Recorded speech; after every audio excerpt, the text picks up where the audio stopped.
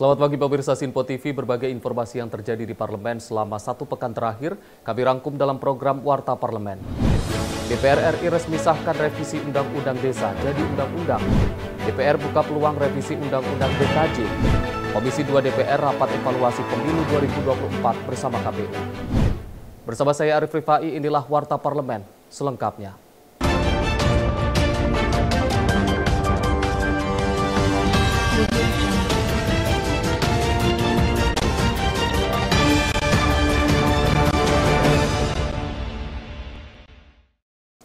DPR RI resmi menyetujui revisi Undang-Undang Perubahan kedua tentang desa dalam rapat paripurna ke-14 pada Kamis pagi.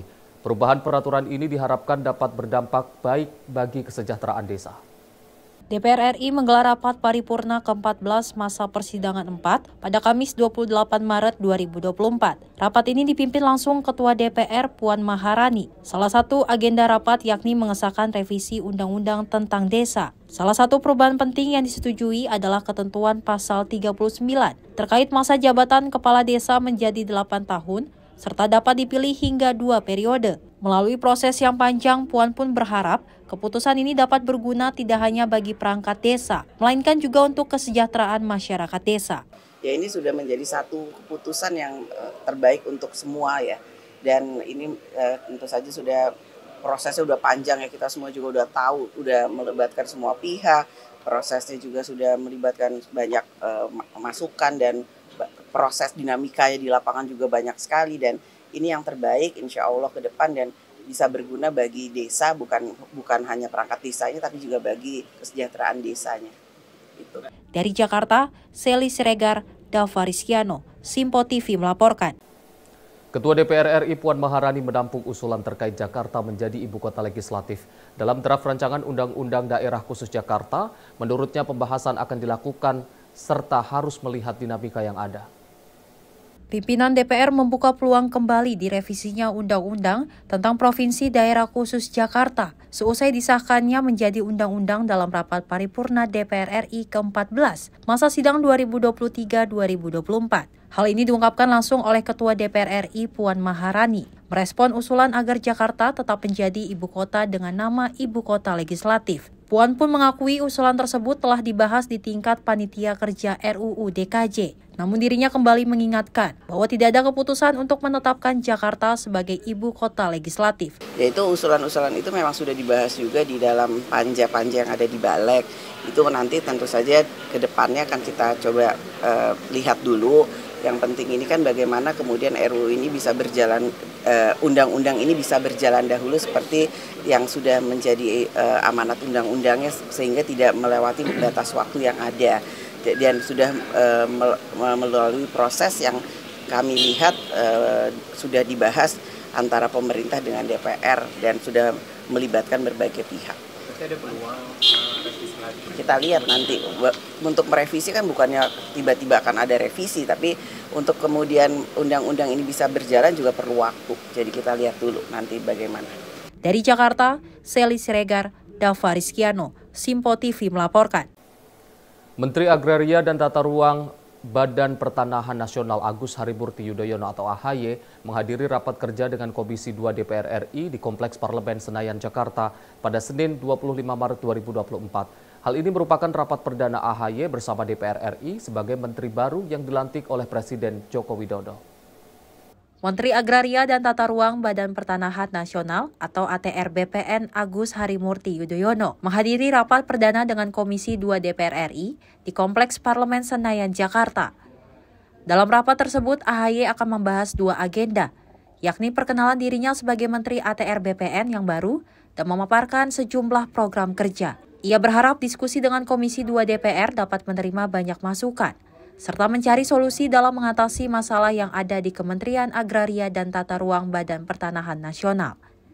Ya, jadi saya datang hari ini untuk memenuhi undangan rapat kerja yang dikoordinasikan tentunya bersama dengan teman-teman Kementerian ATR BPN.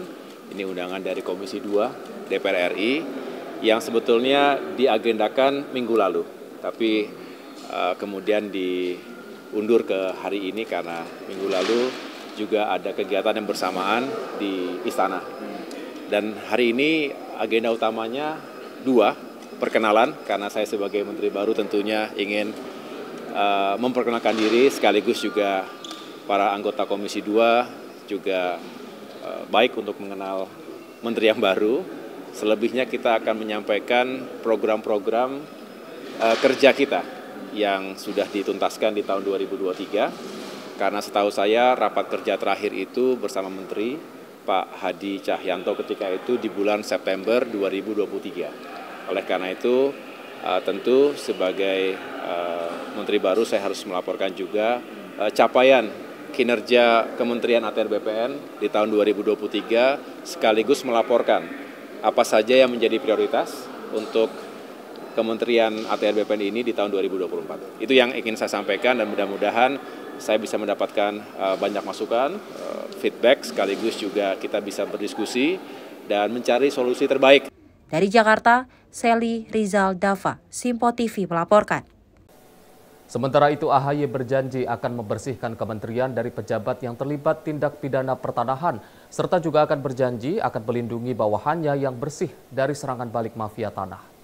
Menteri Agraria dan Tata Ruang Badan Pertanahan Nasional Agus Harimurti Yudhoyono menghadiri rapat kerja perdana dengan Komisi 2 DPR RI di Kompleks Parlemen Senayan, Jakarta pada 26 Maret 2024. Dalam rapat tersebut, AHY mengatakan telah menginstruksikan kepada Inspektorat Jenderal di Kementerian ATR BPN untuk mengawasi secara ketat yang berpotensi jika para pejabatnya ikut bermain dalam tindak pidana pertanahan. Oleh karena itu, ia berjanji akan menindak tegas bawahannya yang berani terlibat dalam kejahatan pertanahan, serta tidak akan membiarkan pegawainya yang sudah bekerja sesuai aturan masuk penjara akibat ulah mafia tanah. Bermain di wilayah individu, warga, kemudian juga mereka akan menggunakan siasatnya, termasuk juga jaringannya. Kita ingin meyakinkan kalau ada pejabat atau petugas BPN yang terlibat dalam isu-isu ini, kita tindak tegas Bapak Ibu sekalian. Insya Allah akan kami jalankan. Tentu ini pekerjaan besar, apalagi bicara dengan terkait birokrasi. Harapan masyarakat benar tidak ada lagi yang sulit untuk melakukan pengurusan tanah apapun pelayanannya, lalu tidak ada pungli, dan benar-benar kita bisa membangun zona integritas bagi jajaran ATR BPN. Lalu yang lain-lain kita juga mengidentifikasi memang mafia tanah ini melibatkan banyak pihak, termasuk notaris, termasuk mereka yang memang punya jaringan-jaringan terhadap oknum-oknum internal dan lain sebagainya. Tetapi kami, Bapak tadi disampaikan juga, saya langsung melakukan kunjungan berkoordinasi juga dengan Bapak Jaksa Agung dan jajaran di Kejaksaan Agung, termasuk Bapak Kapolri dan jajaran Mabes Polri, agar Satgas anti mafia tanah ini semakin sinergis untuk meyakinkan tidak ada kasus-kasus kejahatan pertanahan yang begitu saja. Dari Jakarta, Sally Rizal Dava, Simpo TV melaporkan. Pemirsa, Anda kembali menyaksikan Warta Parlemen. Ketua Komisi 2 DPR RI Ahmad Doli Kurnia melakukan rapat dengar pendapat bersama Komisi Pemilihan Umum untuk membahas evaluasi penyelenggaraan pemilu 2024 termasuk penggunaan aplikasi Sirekap.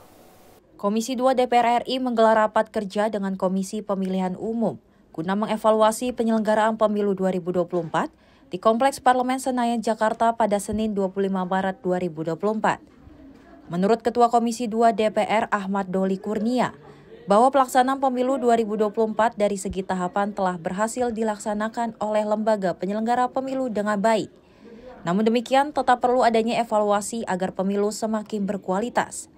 Ia pun menyampaikan terdapat 2 indikator suksesnya pemilu 2024, yaitu seluruh tahapan berjalan sesuai dengan rencana, serta meningkatnya partisipasi pemilih yang artinya kesadaran masyarakat untuk terlibat dalam pemilu cukup baik. Intinya adalah kita ingin mengevaluasi secara total, ya.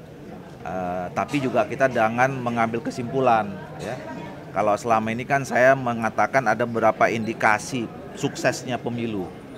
Misalnya salah satu indikator sukses pemilu itu adalah seluruh tahapan yang direncanakan, ya, itu berjalan sebagaimana yang sudah disusun. Nah, alhamdulillah sampai sekarang kan semua lancar nih, ya, semuanya lancar sampai tanggal 20 Maret. Sekarang juga masih masuk masa sengketa. Jadi artinya so far sampai sejauh ini dari perspektif pelaksanaan tahapannya ini berjalan baik dan sukses. Yang kedua, salah satu indikatornya juga adalah tingkat partisipasi pemilih. Tadi kita sudah sama-sama dengar laporannya, untuk Pilpres itu 81,78%, untuk Pileg itu 81,46%, jadi artinya average 82%. Dan ini mengulangi sukses pada Pilkada 2020 yang 83% waktu itu. Jadi dari segi perspektif tingkat partisipasi pemilih, ini pemilih yang paling tinggi juga gitu. Jadi artinya kesadaran masyarakat untuk terlibat dalam pemilu ini cukup baik. Dari Jakarta, Sally Rizal Dava, Simpo TV melaporkan. Kepala Korps Lalu Lintas atau Kakor Polri Irjen Pol Aan Suhanan menegaskan selama periode mudik Lebaran 2024 pihaknya telah mempertimbangkan untuk memberlakukan skema lalu lintas ganjil genap. Hal itu dilakukan guna membatasi dan mengelola arus kendaraan yang bepergian. Aturan ganjil genap atau GAGE akan diberlakukan pada musim mudik Lebaran 2024. Kepala Korps Lalu Lintas atau Korlantas Polri, Irjen Pol Aan Suhanan mengungkapkan pemberlakuan aturan ini melihat animo masyarakat yang tinggi untuk kembali ke kampung halaman setelah bulan Ramadan. Penerapan sistem ganjil genap akan dimulai dari kilometer 0 hingga kilometer 141 tol Jakarta Cikampek dengan menyesuaikan kondisi lapangan. Aan menerangkan tujuan diberlakukannya ganjil genap adalah melakukan pembatasan mobilitas kendaraan yang akan melintas melalui jalur tol maupun arteri ruas utama. Tak hanya itu, ia mengatakan dalam pelaksanaannya ganjil genap akan diawasi dengan etle baik statis maupun mobile, sehingga apabila ada pengendara yang melanggar tidak akan diputar balik, namun akan ditilang langsung melalui etle. Jadi dengan animo masyarakat yang tinggi, ya, yang menggunakan kendaraan roda 4 atau lebih dan kendaraan sepeda motor ini cukup tinggi juga, kita melakukan beberapa pembatasan, ya. Yang pertama pembatasan angkutan barang subuh 3 ke atas kita akan batasi operasionalnya mulai tanggal 5 nanti sampai dengan tanggal 16. Kemudian pembatasan mobilisasi kendaraan juga dengan penerapan ganjil genap kita akan berlakukan terutama di ruas jalan tol Jakarta ke arah timur. Dari kilometer 0 di dalam kota sampai dengan 414 di Semarang. Itu akan kita terapkan ganjil genap sesuai dengan jadwal one way maupun kontraflow. Nanti itu kita terapkan. Dari Jakarta, tim Simpo TV melaporkan. Menteri Ketenagakerjaan Ida Fauziah mengungkapkan bahwa Komisi 9 DPR mendorong Penaker untuk memberikan peraturan Menteri Ketenagakerjaan atau Permenaker terkait perlindungan dan jaminan sosial bagi pekerja dengan status kemitraan. Ida mengatakan pekerja tersebut termasuk ojek online, kurir online, dan lainnya. Belum ada pengaturan tentang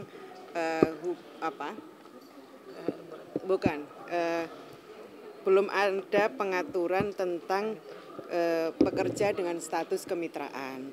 Oleh karena itu tadi Komisi 9 salah satu di antara kesimpulannya meminta kepada atau mendorong kepada Kementerian Ketenagakerjaan untuk menyiapkan regulasi terkait perlindungan dan jaminan sosial bagi pekerja berbasis kemitraan, termasuk di dalamnya adalah pemberian THR bagi pengemudi ojek online. Jadi ojek online itu sebenarnya adalah bagian dari kemitraan tadi. Tapi teman-teman Komisi 9 minta secara eksplisit disebut. Mendorong kami agar membuat regulasi tentang perlindungan kepada pekerja dengan status kemitraan, termasuk di dalamnya adalah pekerja ojek online.